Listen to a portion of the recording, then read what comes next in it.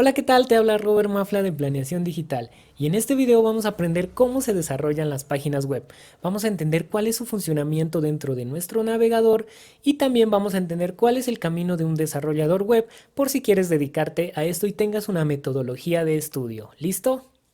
A lo largo de todo este año hemos visto cómo ha cobrado una gran importancia lo digital en cuanto respecta a los negocios. Muchos de ellos han optado por digitalizarse para tener alcance local, nacional o internacional y generalmente esto implica que se tenga una página web, ya que una página web va a permitir que nuestros clientes o nuestros usuarios nos encuentren y conozcan acerca de los productos o servicios que ofrecemos. Por cierto, si quieres que nuestra empresa desarrolle una página web a tu medida, déjanoslo saber. Te dejamos un link aquí abajo en la descripción del video. Accede a nuestro sitio web y conoce todos nuestros planes de desarrollo web que tenemos para ti. Hay dos conceptos fundamentales que alguna vez nosotros nos hemos topado y si no lo hemos hecho es necesario que los conozcas para ver cómo funciona un sitio web. Uno de ellos es el hosting, el primero. El hosting es el lugar donde se aloja tu web, es donde van a estar los archivos de tu página web que permiten el funcionamiento de la misma. Si hacemos una analogía con un negocio tradicional o con una empresa tradicional, eh, el hosting sería como ese local comercial donde se encuentra tu negocio. ¿Listo? Actualmente existen muchísimas empresas que ofrecen servicios de alojamiento o de hosting. Entre las más famosas están Amazon Web Service, la misma de Amazon de Jeff Bezos, sí, ofrece también servicios de alojamiento que son muy buenos y se utilizan para proyectos muy grandes porque tiene una flexibilidad, es un nuevo sistema que se está utilizando del cual hablaremos en un video posterior. También existen empresas como Vana Hosting de Estados Unidos, SiteGround de Inglaterra, Hostinger, que también tiene muy buenos servicios, y una empresa colombiana que tengo la oportunidad de trabajar directamente con ellos y en la cual he desarrollado algunos proyectos que es Colombia Hosting. En general recomiendo todas estas empresas que te mencioné anteriormente, gracias a mi investigación y también a la oportunidad que he tenido de trabajar con algunas de ellas. Todas te ofrecen unos grandes beneficios como sistemas de seguridad SSL, también te ofrecen correos corporativos, te ofrecen copias de seguridad, te ofrecen migración de sitios web. Ahora, con lo que respecta al dominio, el dominio es la dirección de tu sitio web, es la forma como pueden encontrarlo en Internet. ¿Listo? Si tomamos el ejemplo del negocio local, es esa dirección donde se encuentra el negocio. Lo mismo pasa acá con Internet. De nada sirve que tengamos alojados nuestros archivos, nuestra página web, si nadie sabe cómo encontrarla. Es por eso que tenemos que asignarle un nombre o una dirección web, que generalmente empieza por www, el nombre de tu empresa, y termina en .com, .co, .org y demás terminaciones dependiendo de los objetivos y de la razón social que tenga tu empresa. Ya adentrándonos un poquito más en lo que respecta al desarrollo web, hay dos roles que tenemos que comprender a la perfección. El uno es el de frontend y el otro es el de backend. El frontend es ese rol de desarrollo web o esa ocupación del desarrollo web que se ejecuta del lado del cliente. Es decir, es la interfaz gráfica funcional que se nos muestra en nuestro navegador. Es todo ese código, todo ese lenguaje que puede leer nuestro navegador y nos muestra a nosotros como usuarios. Eso es en resumen lo que es el frontend. Esto se complementa con un backend, que el backend es el rol de desarrollo web que se ejecuta generalmente del lado del servidor, es decir, es aquello que no podemos ver, pero que es necesario para implementar funcionalidades a nuestro sitio web. Voy a tomar el ejemplo de Facebook para que sea más fácil digerir esta información. Cuando tú inicias sesión en Facebook te va a pedir tu nombre de usuario y tu contraseña. Eso es lo que te muestra a ti. Sin embargo, hay una parte detrás que hace la verificación de ese usuario y esa contraseña. Entonces, el frontend envía esa información, la que tú has suministrado al backend. El backend hace la confirmación. Si tu usuario y contraseña está bien, te va a permitir hacer inicio de sesión. Pero ¿por qué se hace esta división entre frontend y backend? La principal razón es una razón de seguridad. El código frontend lo puede ver cualquier persona, solo basta con inspeccionar tu navegador. En Google Chrome das la tecla F12 y ya puedes ver todo el código de frontend. Sería una falla de seguridad de que el usuario, la contraseña de todas las personas se mostrara en el frontend. Tendría un hueco de seguridad enorme. Por lo tanto, se tiene que mostrar se tiene que ejecutar, mejor dicho, en el backend. Y el backend lo único que hace es la comunicación con el frontend a través de un cifrado de seguridad. Por lo tanto, es muy difícil burlar ese cifrado de seguridad entre frontend y backend y hackear una página web. De otra parte, es porque hoy en día no solamente tenemos páginas web, también los sitios están conectados a aplicaciones móviles y aplicaciones de escritorio. Vamos con Facebook otra vez. Tú en Facebook puedes iniciar sesión de un dispositivo móvil o puedes iniciar sesión de una aplicación de escritorio. Es por esa razón que estas aplicaciones tienen que comunicarse con un backend y este backend tiene que servir tanto para la parte web, para la parte móvil y también tiene que servir para la parte de escritorio. Nos permite ahorrar muchísimo tiempo, muchísimo desarrollo, porque si no tendríamos que desarrollar un backend para cada una de las diferentes aplicaciones en las que se esté ejecutando. Es por eso que se ha hecho esta distinción entre frontend y backend y es el estándar de desarrollo web actualmente. Con respecto al frontend, el primer lenguaje que debemos aprender es HTML, que es un lenguaje de marcado de información. ¿Qué quiere decir esto? Marcado de información es decirle al navegador qué información se encuentra dentro de nuestro sitio web y el orden en que la lea. Por ejemplo, decirle que nuestro sitio web va a tener una imagen, decirle que nuestro sitio web va a tener un video, un párrafo, un título, una barra lateral, un pie de página, una cabecera. Todo esto se logra gracias a HTML. Además, también nos permite marcar esa información dentro de unas ciertas categorías. Por ejemplo, si tú tienes un texto, no es lo mismo tener un párrafo que tener un título o que tener un subtítulo. Es necesario que le digamos a nuestro navegador cuál es cuál y esto se logra con HTML. Si quieres conocer HTML, prueba con hacer F12 en tu navegador de Google Chrome y vas a ver que el código que está en HTML es el que se encuentra entre un signo mayor que y un signo menor que. Eso se conoce como etiquetas y son las que le dicen a nuestro sitio web qué es cada cosa. El siguiente lenguaje que deberíamos de aprender es CSS, las hojas de estilo en cascada. Este lenguaje nos va a permitir aplicarle un diseño a todo nuestro sitio web, a toda nuestra información. Por tal razón se dice de que la información debe de ir separada del diseño, es decir, HTML tiene que ser agnóstico del diseño, a pesar de que en HTML se puede hacer alguno que otro diseño, pero las metodologías actuales dicen que debe de ser todo en CSS y todo el diseño en CSS y toda la información tiene que estar en HTML. Tenemos que aprender a separar eso. ¿Por qué se adoptó esta metodología de trabajo? Que el diseño se maneje de una parte y la información se maneje de otra. Anteriormente, los desarrolladores web viejitos desarrollaban todo el diseño y toda la información, o prácticamente toda la información o el diseño, casi toda, la desarrollaban en HTML. Sin embargo, es un dolor de cabeza hacer diseño en HTML, además de que no tiene las funcionalidades que tiene CSS. Pero se hacía porque el navegador de defecto de hace algunos años de Microsoft era Internet Explorer. E Internet Explorer rompía casi siempre las reglas de juego de cómo hacer una página web, hasta que llegó Mozilla Foundation y estableció que CSS se utilizara únicamente para el diseño y HTML se utilizara solamente para declarar la información. Es por eso que los desarrolladores web y las personas que están dedicadas a esta parte del software odian a Internet Explorer. No es por lento, es porque rompía cada rato las reglas porque quería sacar de en juego a otros navegadores. Bien, una vez que hayas aprendido el lenguaje puro de CSS, te sugiero que aprendas una librería. La más popular es Bootstrap, aquí la he colocado, la que tiene el icono de la B. Esto nos va a permitir implementar múltiples funciones y va a ser mucho más fácil el Responsive Design. Que el Responsive Design es simplemente la adaptación de nuestro sitio web a los diferentes dispositivos que tienen acceso a Internet, tanto una tablet, un móvil o un Smart TV, y que en todos ellos se vea bien.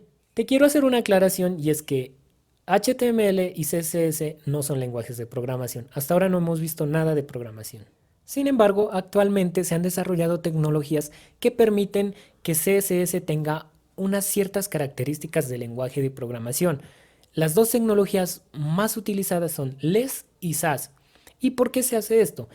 En trabajos, en grandes flujos de trabajo, en grandes equipos de trabajo que tengan mucha información o que se tenga que estar trabajando con mucho diseño o con gran cantidad de código, se hace necesario automatizar este código para que pueda generar en diferentes partes de un sitio web.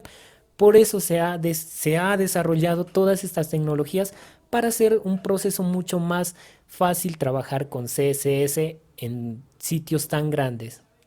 Una vez que sabemos cómo se realiza la declaración de información y cómo se le integra un diseño a nuestro sitio web, es necesario comprender cómo se le agrega funcionalidades. Funcionalidades tales como hacer zoom a un producto, cómo integrar productos 3D, cómo hacer mapas dentro de nuestro sitio web.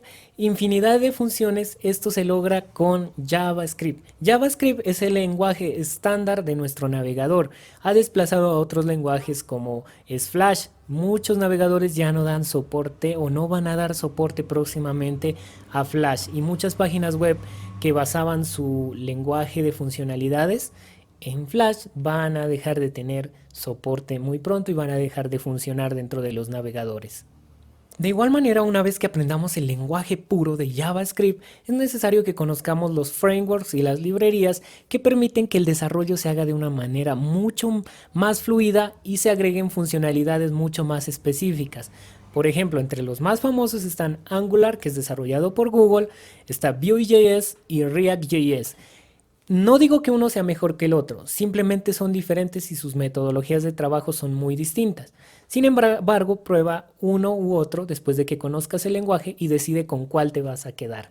Espero que hasta el momento hayamos entendido toda la parte del frontend. ¿Listo? Hagamos un resumen. Tenemos HTML para la información, CSS para el diseño y JavaScript para las funcionalidades. Ahora pasemos a la parte del backend y miremos los tres pilares en los cuales se soporta, que son el servidor, la aplicación y la base de datos. El servidor es ese software que corre dentro del hosting que permite la ejecución del código backend y la conexión a internet. El más famoso es Apache y es el que da mayor soporte a los diferentes lenguajes de programación. Sin embargo, para proyectos específicos y que utilizan distintos lenguajes o cierto tipo de lenguajes y frameworks, se utilizan otros servidores o dependiendo del objetivo que se desee lograr. Por ejemplo, para correo electrónico se utiliza otros servidores diferentes a Apache. De otra parte tenemos la aplicación, que es el conjunto de funcionalidades desarrolladas en un lenguaje de programación específicamente para backend que interactúan con la base de datos y con el frontend. Aquí tenemos ese puente entre nuestra base de datos, o sea, no es toda la información, y el frontend, que es toda la información que se nos muestra a nosotros. Tomemos nuevamente el caso de Facebook. ¿Listo? Tenemos un backend o una aplicación de backend que nos permite conectar nuestro usuario y contraseña, verificarlo y hacérnoslo saber al frontend, y de esta manera se nos muestra la información. Ese puente se conoce como aplicación. Y el último pilar que tenemos es la base de datos, que es simplemente donde se almacena toda la información. Es por eso que la infraestructura de Facebook es tan grande, porque Facebook posee una de las mayores bases de datos del mundo, y esto está almacenado en unos discos duros dentro de su infraestructura. El lenguaje más famoso de base de datos es SQL y se administra a través de un administrador que se llama MySQL, que es muy famoso, es yo diría el más famoso alrededor del mundo, que permite trabajar con bases de datos relacionales. Saliéndonos un poco del desarrollo web, te quiero recordar que las bases de datos no solo se utilizan solo para desarrollo web, se utilizan para muchísimas otras aplicaciones dentro del sector público, del sector privado. Muchas empresas utilizan bases de datos. El sector público es indispensable tener las bases de datos. Como ejemplo, toma Redatam, que es un software desarrollado por la CEPAL, que lo que permite es la consulta y la administración de bases de datos demográficas. Por eso, para los profesionales en economía, en administración, en contaduría, en sociología, en estadística y en diferentes áreas, es muy bueno conocer bases de datos y saber hacer bases de datos, porque en las grandes empresas, en las grandes instituciones públicas no se utiliza Excel para las bases de datos, eso no se utiliza para las consultas, tampoco se utiliza Access, se utiliza en su gran mayoría MySQL. ¿Por qué? Porque nos permite hacer muchísimas combinaciones de bases de datos. Nos permite combinar tanto edad, combinarlo con país de origen, nos permite combinarlo con situación económica. En fin, las combinaciones que se te ocurran, esto no se hace con Excel. Esto se desarrolla en un lenguaje propio de bases de datos. Y por eso te recomendaría que averiguaras un poco más, inclusive si no quieres dedicarte al desarrollo web, que averigües más sobre bases de datos. Es algo que en algún momento va a determinar de que puedas conseguir un mejor trabajo. Lenguajes de backend. Aquí en los lenguajes de backend, para desarrollar una aplicación de backend, tenemos grandes lenguajes y podemos escoger cualquiera de ellos con el que nos sintamos más cómodo y poder desarrollar una aplicación y no va a tener ningún problema en conectarse con un frontend, ni tampoco tendrá problema en conectarse con una aplicación móvil o conectarse con una aplicación de escritorio. Uno de estos lenguajes es PHP y es muy famoso porque gran cantidad de la web está desarrollada en PHP, además de que tiene muchísimo soporte de los hosting, pueden ejecutar PHP y tiene dos frameworks que son muy poderosos y permiten un flujo de trabajo grandioso y aplicar grandes funcionalidades, como lo son Symfony y Laravel. Otro lenguaje que tenemos es .NET, que es desarrollado por el equipo de Microsoft, que también se utiliza para el desarrollo de backend. Otro lenguaje es el multiparadigma de Python, que se utiliza tanto para Big Data, Machine Learning y otras aplicaciones. También tenemos Ruby con su framework Rails, por eso se conoce Ruby on Rails para el desarrollo de backend.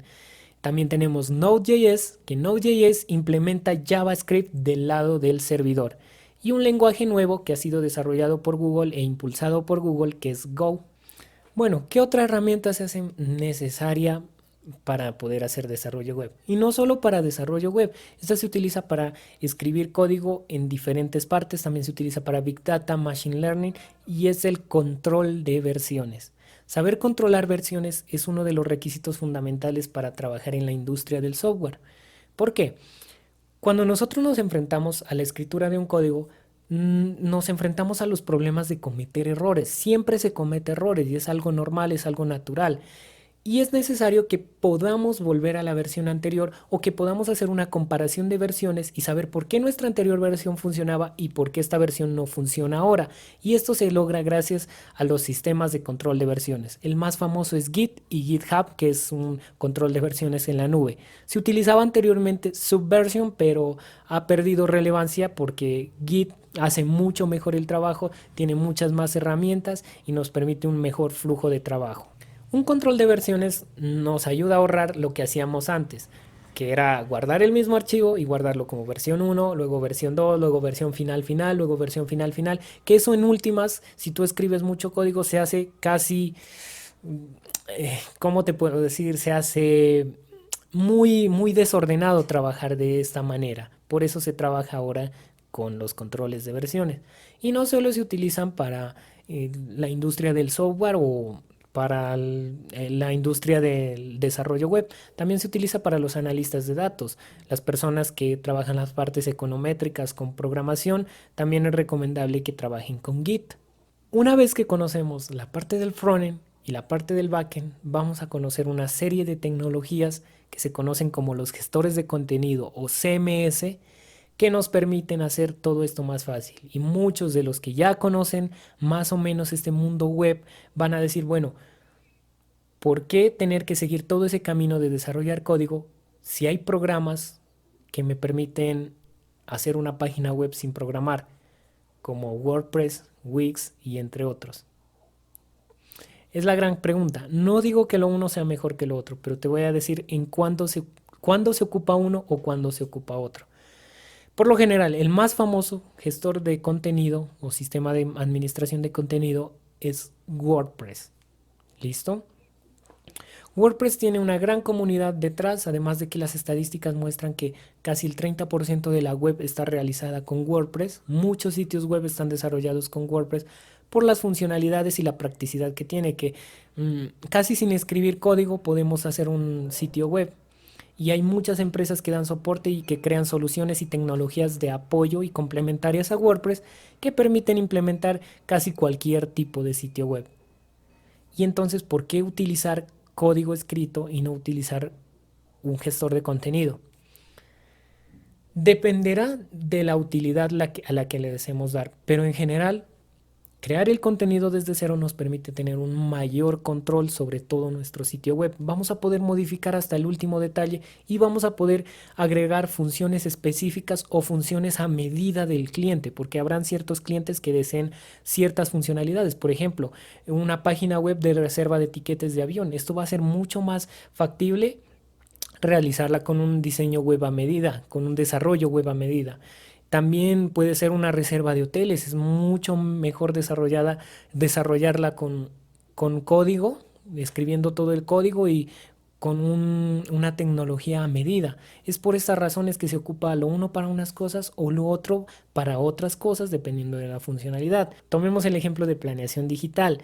Planeación digital está desarrollada en WordPress. ¿Por qué? Porque en su momento WordPress nos supo dar la solución que necesitábamos para nuestra agencia y a momento de hoy sigue siendo muy práctico para nosotros y para los objetivos de campaña que deseamos realizar, porque siempre estamos en continua elaboración de landing page y el flujo de trabajo se hace mucho más rápido para nosotros hacerlo con WordPress, pero eso no quiere decir que no conozcamos los lenguajes de programación.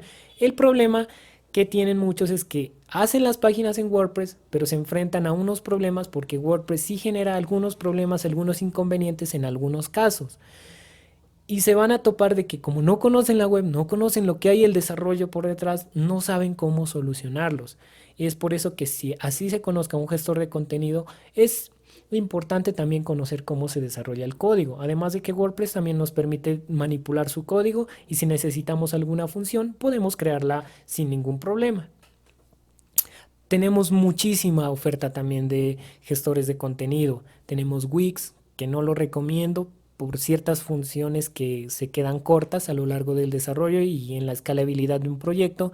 También tenemos Joomla, Shopify, que está especializado en tiendas, es muy bueno para hacer Shopify. Si quieren un ejemplo de una tienda online realizada con Shopify, no sé si conozcan al youtuber Luisito Comunica, él tiene una marca de ropa que se llama El Rey Palomo. Esa tienda es desarrollada con Shopify.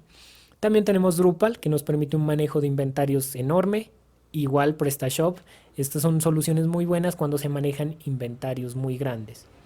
Como ves, ninguna solución es mejor, ninguna solución es peor, simplemente son soluciones diferentes y se ocupan para diferentes alternativas y para diferentes necesidades que tiene un cliente. Bueno, espero que te haya gustado este video, espero que hayas comprendido todo. Si te gustó, por favor, regálanos un me gusta, comparte el video, síguenos en nuestras redes sociales, también suscríbete a nuestro canal porque subimos contenido muy variado de muchos temas de este mundo digital. No olvides, soy Robert Mafla y nos vemos en un próximo video.